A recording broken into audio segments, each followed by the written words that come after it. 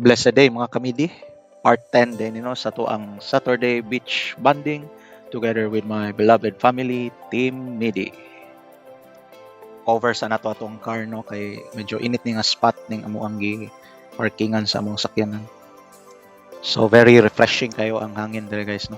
At the same time relaxing kay ang nature no. So mo jud ning ginapangita nako ba nga distance ata sa crowd, noise. Kay di yun ni lalim ning kinabuhi sa artista guys, labi nagsikat na bitaw kay ka. Tando na mo guys, ayan mo kontra ba kay ato ang West Philippines Sea.